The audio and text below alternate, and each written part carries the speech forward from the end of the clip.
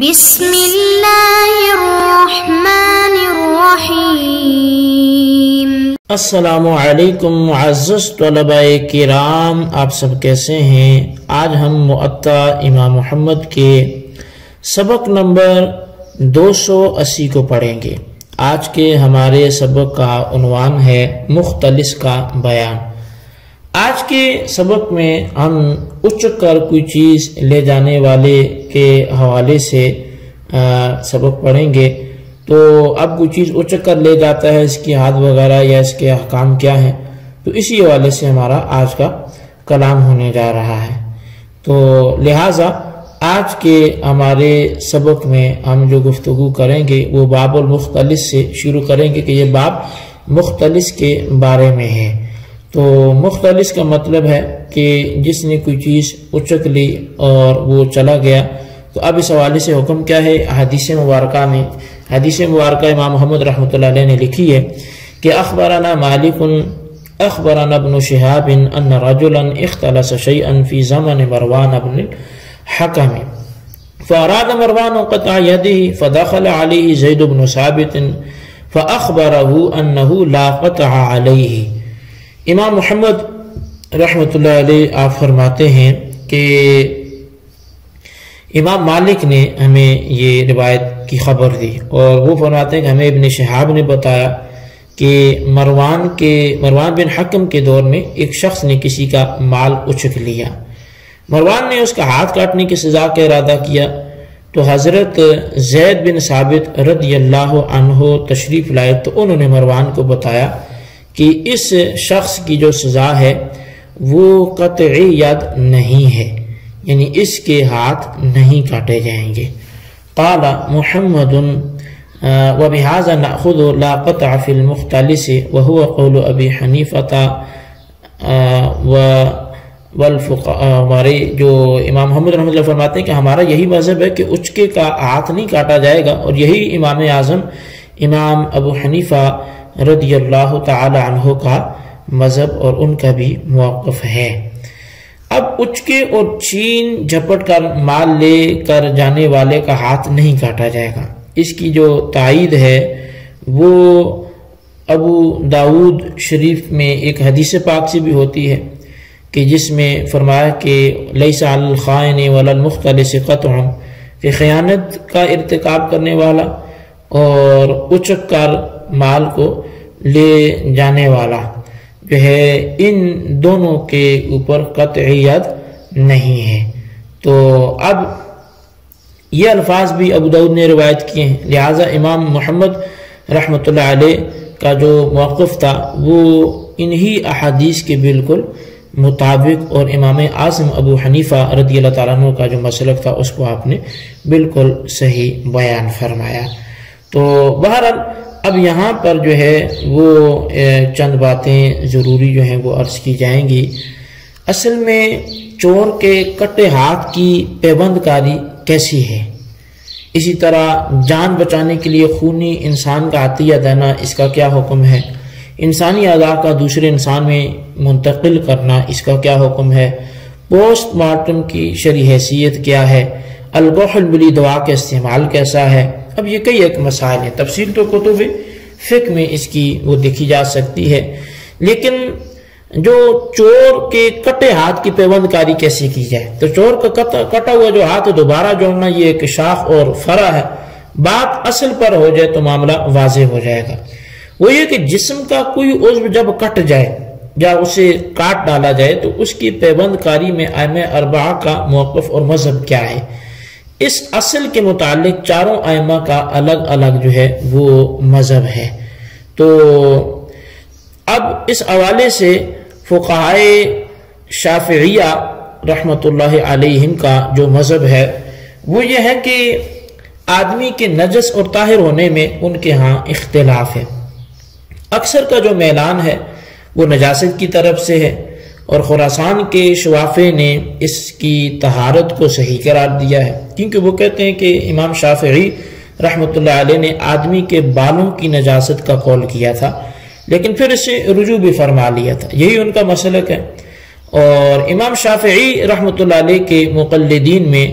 جس میں انسانی کے نجس اور طاہر ہونے میں اختلاف ہے۔ یہ اختلاف انسانی مردہ جسم میں ہے۔ خود امام شافعی رحمۃ اللہ علیہ کے نزدیک ترجیح کس کو ہے؟ آپ اپنی مشہور تصنیف کتاب الام میں مردہ انسان کے جسم کے بارے میں خود لکھتے ہیں کہ جب کسی عورت کی ہڈی ٹوٹ کر الگ ہو جائے تو اب اس کی پیوند کاری جائز نہیں ہے، مگر کسی ایسے جانور کی ہڈی سے کہ جو ذبح کر کے اس کا گوشت کھایا جاتا ہو۔ یوں ہی اگر اس کے علاوہ اگر کسی کا دانت گر گیا تو وہ مردار کے حکم میں ہو گیا، لہٰذا اس دانت کو پھر سے وہاں لگا دینا جبکہ وہ ایک مرتبہ وہاں سے اکھڑ کر گر پڑا تھا، یہ جائز نہیں ہوگا۔ تو بہرحال اب یہ امام شافعی رحمۃ اللہ علیہ نے لکھا، لیکن ابھی ان کی گفتگو ختم نہیں ہوئی۔ آپ مزید لکھتے ہیں کہ جیسے ان جانوروں کی ہڈی یا مردار کی ہڈی کا وہاں جو ہے اس کی جگہ پر لگانا یہ جائز نہیں ہے، تو صرف ان جانوروں میں سے کسی کا دانت وہاں لگایا جا سکتا ہے جو ذبح شدہ ہو اور اس کا گوشت کھانا جائز ہو۔ یہ اگر ہو تو یہ درست ہے، اس کو آپ لگا سکتے ہیں۔ اور اس کے علاوہ فرمایا کہ اگر کسی آدمی کی ہڈی کسی مردار کی ہڈی یا ایسے ذبح شدہ جانور کی ہڈی کے ساتھ جوڑ دی گئی کہ جس کا گوشت ہی نہیں کھایا جاتا، یا کسی دوسرے انسان کی ہڈی کے ساتھ پیوند کاری کی گئی تو وہ بھی مردار کے ہی حکم میں ہے، لہٰذا اس کا بھی جو اکھیڑنا ہے یہ لازم ہوگا۔ اور ہر وہ نماز جو ایسی پیوند کاری کے دوران اس نے پڑھی ہے، اس نماز کا بھی امام شافعی رحمۃ اللہ علیہ کے نزدیک اعادہ کرنا وہ اب ضروری ہے۔ اگر وہ از خود اسے نہ اکھیڑے تو حاکم وقت اسے جبراً اکھیڑنے کا حکم دے۔ اگر اکھیڑے بغیر وہ شخص مر گیا، اس ہڈی کو یا اس چیز کو اکھیڑے بغیر وہ شخص مر گیا، تو فرمایا کہ مرنے کے بعد وہ نہیں اکھاڑا جائے گا، کیونکہ وہ اب تمام ہی میت کے ساتھ میتہ ہو گیا، یعنی وہ سارا ہی جو ہے کہ جیسے مردار کے حکم میں پہلے وہ ایک چیز تھی تو اب سارا ہو گیا، تو اللہ تعالیٰ اس سے حساب لینے والا ہے۔ یوں ہی اگر کسی کا دانت گر گیا اور اگر کسی کا دانت ہلنا شروع ہو گیا تو گرنے سے قبل اسے باندھ دیا تو اس میں کوئی حرج نہیں ہے، کیونکہ وہ ابھی نہ گرنے کی وجہ سے مردار کے حکم میں شامل نہیں ہوگا۔ اسی طرح امام صاحب نے فرمایا کہ اگر ہلتے دانت کو سونے کے ساتھ بھی باندھ دیا جائے تو اس میں کوئی حرج نہیں ہے، کیونکہ اسے سونا پہننا نہیں کہتے اور یہ ایک ضرورت کی وجہ سے ہوا ہے۔ نبی علیہ الصلوۃ والسلام سے اس بارے میں مروی ہے کہ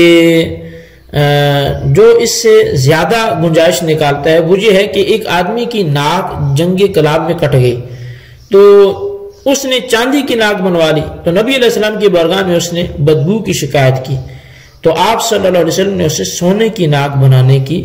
اجازت عطا فرما دی۔ تو بہرحال امام شافعی رحمۃ اللہ علیہ نے انسانی ہڈی کا ٹوٹ کر الگ ہو جانا یا گر پڑنا مردار کے حکم میں شامل فرمایا اور اسے دوبارہ اسی جگہ لگانے کی سخت ممانعت فرمائی، حتیٰ کہ اس کی اس صورت میں پڑی ہوئی نمازیں لوٹانے کا حکم دیا اور حاکم وقت کو جبراً اس کی پیوند کاری جو ہے وہ اکھیڑنے کا اختیار دیا۔ ہاں کسی حلال جانور کی ہڈی جیسے ذبح کیا گیا ہو اور اس کا گوشت کھانا بھی حلال ہو، اگر انسانی ہڈی کی جگہ لگا دی جائے تو یہ جائز ہے، کیونکہ وہ مردار کے حکم میں نہیں ہے۔ اگر ہڈی مثلا دانت ابھی صرف ہلتا ہے تو اس کو ضرورت کے پیش نظر سونے چاندی سے باندھنا یہ جائز ہے۔ تو بہرحال یہ تھے جی فقہائے شوافع جن کا نظریہ آپ کے سامنے رکھا گیا۔ فقہائے مالکیہ کیا کہتے ہیں؟ تو حاشیہ دسوقی میں جو ہے وہ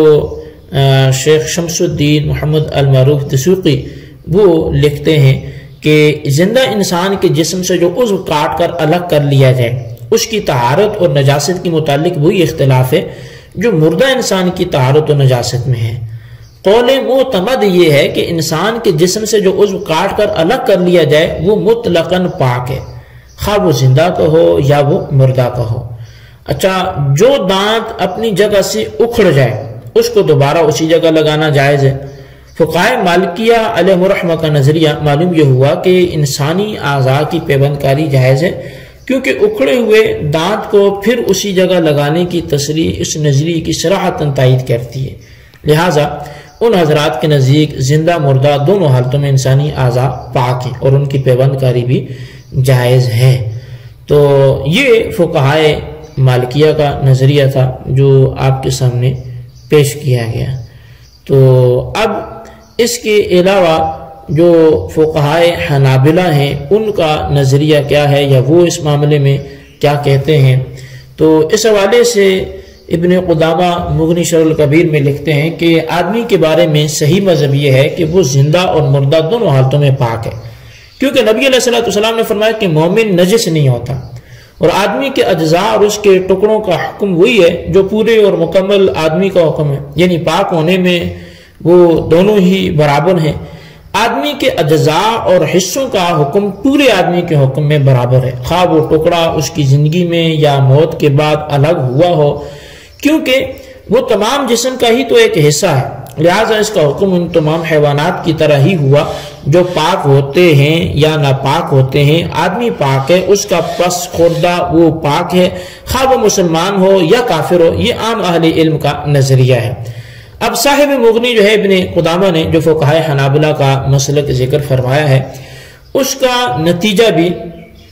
یہی ہے کہ انسانی اعضاء کی پیوند کاری جائز ہے،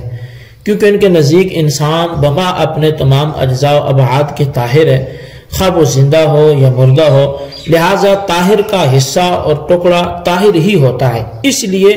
انسانی جسم کا کوئی حصہ زندگی یا موت کے بعد الگ ہو جائے تو وہ طاہر ہے، لہٰذا طاہر اور پاک ٹکڑے کو اگر دوبارہ پہلی جگہ پر لگا دیا جائے تو اس میں کیا حرج ہے؟ تو لہٰذا یہ فقہائے مالکیہ کا اور فقہائے حنابلہ کا اور فقہائے شوافی کا آپ کے سامنے نظریہ رکھا گیا، اور اس کے بعد اب جو ہم گفتگو کریں گے وہ فقہائے احناف کی ہوگی، اور اس پر پورا ہمارا ایک درس لگے گا، وہ آئندہ کا سبق ہوگا جس میں ہم فقط فقہائے احناف کے مسلک اور ان کے دلائل اور وجوہ ترجیح کو ذکر کریں گے۔ تب تک کے لیے آپ جو پڑھا اس کا خلاصہ ضرور تحریک کریں، اور اللہ تعالیٰ سے دعا کرتے ہیں جو ہم نے پڑھا سنا سے یاد رکھنے کی توفیق نصیب فرمائے۔